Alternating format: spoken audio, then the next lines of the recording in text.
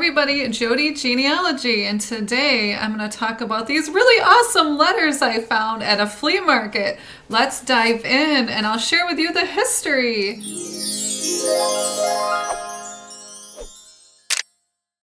I found all these letters at a flea market. Look at how small they are. They're really, really tiny. And I found a pretty good stack of them just laying in a box of old letters, and it had like old magazines. I dug through the box and I found every letter I could possibly find. And to this day, I'm still trying to find more. But I thought we would dive into these old letters of Private Henry Coots writing to his wife back home. And this takes place around the 1940s. So I have made a playlist of these letters, which are really hard to read. So they promised him to send him to Paris, but he went to England and stayed there for quite a while, and then eventually made it to Paris, where he was living in a boxcar. Can you believe that? Actually living in a boxcar through winter. He had the hardships of winter. He was struggling to stay warm, and they were burning things like furniture and anything they could find to stay warm in that boxcar together. Let's dive in and look at a little bit about the history and what happened to Private Coots. Now, if you want to hear these letters, you can check back on the playlist. And I put it in order so you can kind of go down the list and see what happened from beginning to end. Okay, so Private Henry Coots was born in 1912. Way back then, that was over 100 years ago by now. It's hard to believe that World War II, our vets were born over 100 years ago. That's amazing. Now, there are ways to find your ancestry or look up other people in history for free. And for that, you can use Family Search, which is through the LDS Church, and they have a wonderful collection of things, and they go locally to different libraries and historical societies and churches, and they gather all this information, and it's been an amazing resource if you want to look for free, or you can try Ancestry. Now, Ancestry, of course, is much easier. They take that collection and they compile it with a lot of other things, pieces of history and photos that other people have shared online, which is nice. But if you want that resource, you definitely do not have to pay for that. You can use Family Search for free. And to find somebody's birth, you can look at the National Census records. You can look at marriage records are really good for that. Death records. And also Find a Grave are really good resources to tell you dates, find relatives, and where people lived.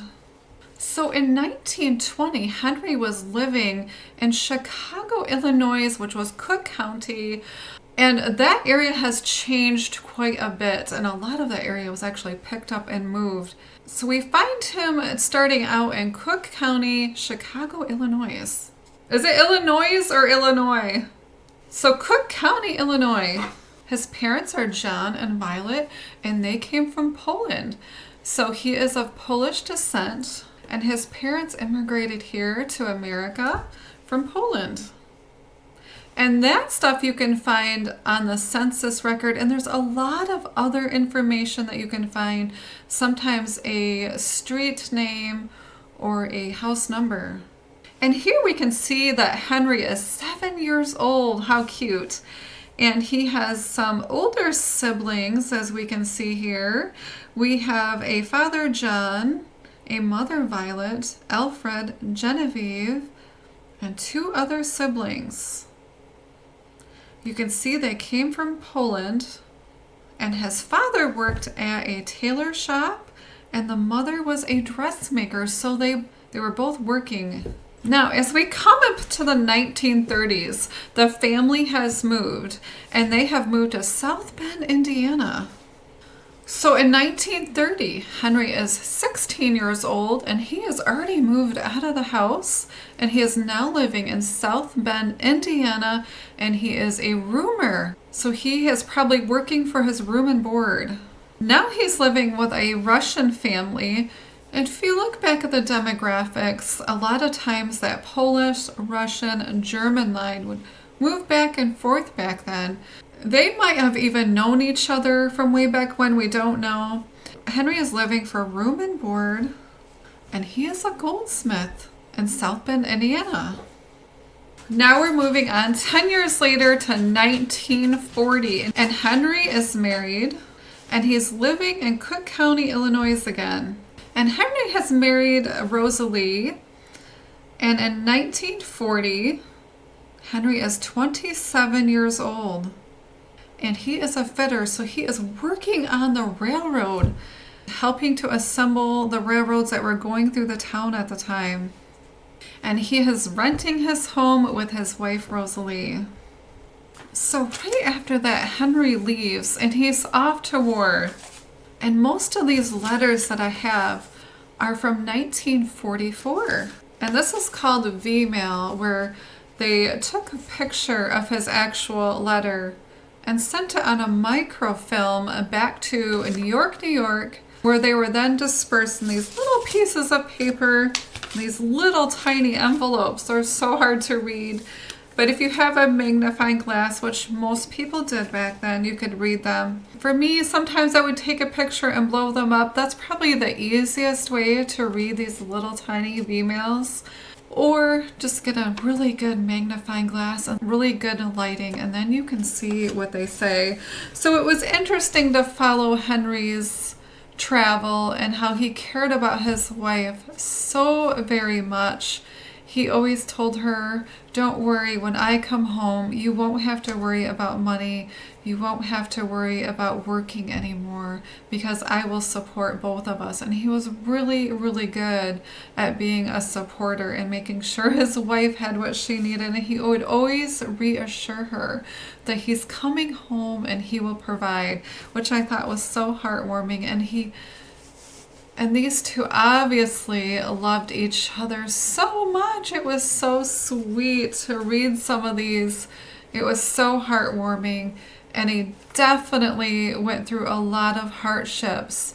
Things we wouldn't even think about, like not having enough warmth or sleeping in a boxcar, or even not having any soap. And there was a letter where he had went about 2 weeks without any soap.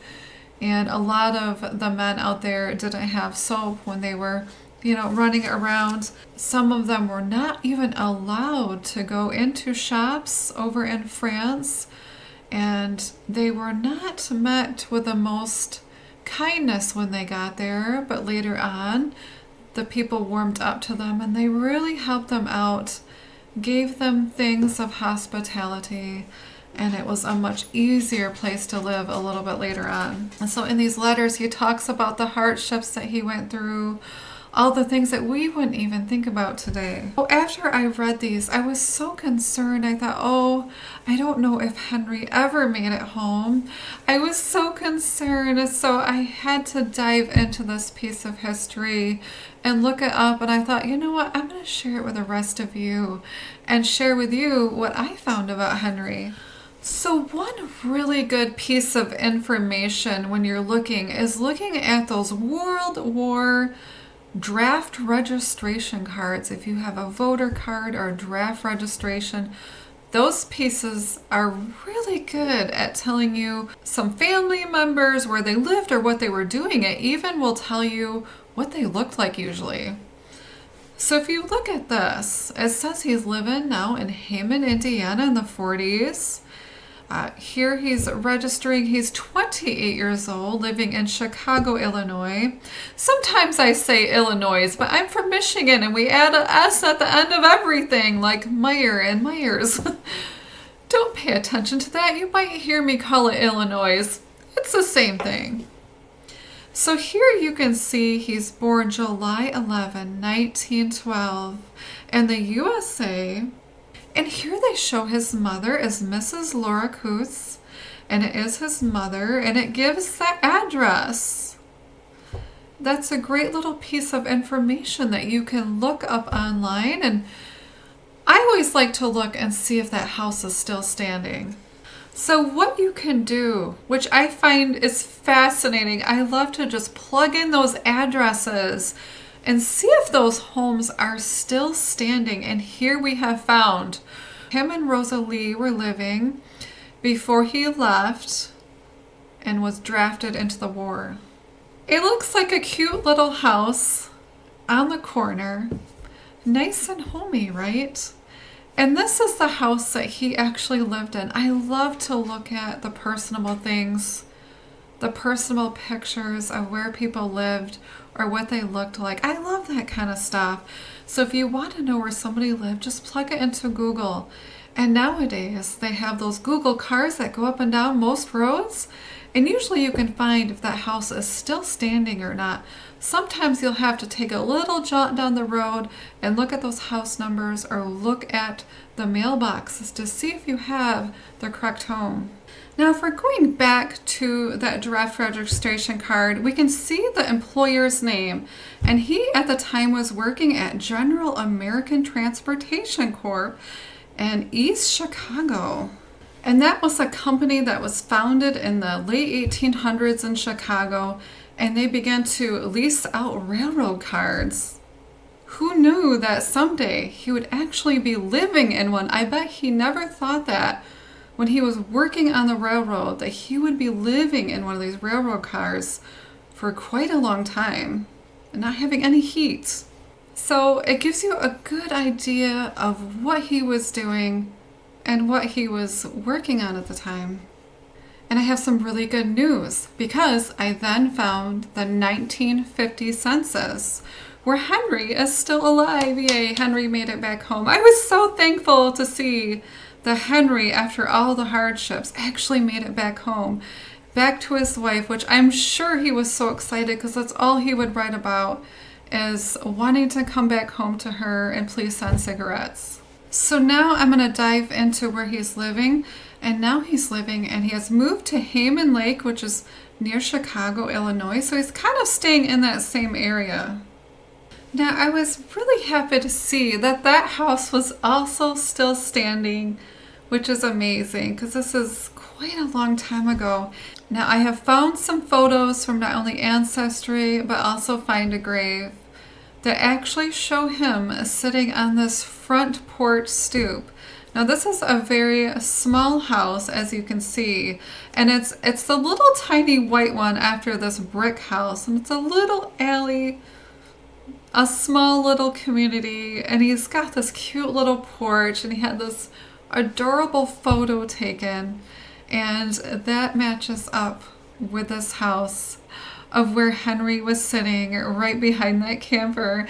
And I just think that's just so neat to see. I would love to just go back to that place, right, and take a photo where Henry was actually sitting. That would be pretty neat. Now, a great piece of information too is a obituary, because that will tell you usually sometimes where people came from, who is still living, who has passed away. It'll give you some great names to put with those family members. And so now I'm moving forward to his obituary that I have found. But I'm just so thankful to have found that Henry actually made it back home and lived, a happy life with his wife. So here we have the obituary of Henry Coots, age 62, of Haymond, passed away on Saturday, October 12th, 1974. So at least Henry lived quite a while after he got back from the war. He died in St. Margaret Hospital. His survivors are wife Rosalie, his mother-in-law Mrs. Irma Sass of Haymond, one sister Mrs. Genevieve of Ludington, Michigan, which is quite near to me, two brothers, Alfred and Edmund, nieces and nephews. Now another little line you can keep following, and sometimes these lines are kind of like a big tree branch and they just keep branching off into little pieces of information that you can collect. And something else you could go on to is the Snyder Lehane Funeral Home, and they give the address here. So you can also look up their records if you wanted to. If you go to the cemetery where these people were buried, a lot of times they will have additional information, and sometimes information of maybe somebody had passed that they don't even have records of anymore. So that's just another little line that you could branch off to if you're looking for your family members. And it says, Mr. Coots was a retired millwright and maintenance and general American transportation, plant number 1, East Chicago, where he had worked for 35 years. The past 6 years has been a security guard at Rand McNally and Company, Hammond.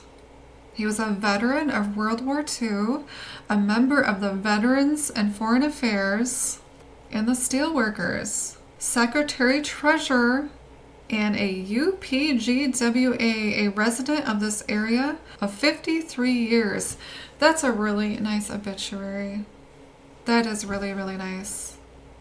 And sometimes obituaries are very important when we're looking back into time, if it's not too far back in time, because we don't have those census or those current records. They kind of hold them for a little while, and you have to just sit there and patiently wait until they release, which is really awesome when they do. And yes, I do get excited about that. I can't wait until those census records come out. I have been known to go on my birthday and go to the library and look up dead people. I mean, I just can't help it. That stuff is fun, right? Is it fun to anybody else? So now I find a headstone application for the military veterans. And it says that Henry made it to a corporal, so he became Corporal Henry Coots. He was in the U.S. Army, Company B, 735th Railroad Operating. So he continued his railroading experience, which is really neat how they all just kind of turned out and kind of intermingled together. He died October 12th, 1974, and here it shows that they put him in Concordia Cemetery. Now this is a really great piece of information because now we know where Henry went in the end. Now we know Henry's resting place, where they put him. And then you can go to find a grave, or you can go to the cemetery and find him, or call the cemetery keepers and they will share information with you. Now, a lot of the cemeteries, because some of us, like me, volunteer for Find a Grave, they are charging at some places now, which is very unfortunate, as most of these people are hired by the cities. But some of them are charging, I've seen recently, $50 to look up any information or change any information. Or if you want to add somebody to their list that they don't even know about that is currently buried there, they will charge you sometimes. So it's not the easiest thing to do, to go through sometimes the townships or the cemetery records. They might not be easily attainable. But these records online are so important, and they're really easy to obtain. And the nice thing about him being a veteran is that they have so much information on these cemetery headstone applications. Okay, so now let's dive into Find a Grave, and I'll show you Find a Grave, which is a great place which I, among other people, volunteer for. And I've been doing Find a Grave for, I would say, around 15 years already, and I absolutely love it. It's one of my favorite getaways. It's a great way to exercise, believe it or not, to take pictures and find tombstones of people that might not live in the area, or sometimes people can't get out and walk around. So they rely on us volunteers to get them pictures of their tombstones, or sometimes, more information that they might not be able to find. And the really nice thing is family members or people, sometimes if I'm digging into history and I find extra photos, I'll upload these to sometimes Ancestry, but most of the time Find a Grave, so families can have them. A lot of times families will reach out to me. It's always important to put where you found these pictures when you're uploading them to Find a Grave, because maybe the family members would like to have some more pictures. If you have them, you can share them with them. It's hard to remember sometimes where you got that picture if you don't say like courtesy of. So it's kind of important to put, where you found the picture. And I found some really great ones here, not only of Henry, but of his wife, Rosalie. Well, all that little journey led me down this little rabbit hole because of these awesome letters that I found at a flea market. Can you imagine all the history that's out there in those boxes of scraps that people are finding? And it's so nice that people actually saved these, because I know some people, they might not know who these people are anymore if they didn't have children, which they did not have children. So they could have just been tossed.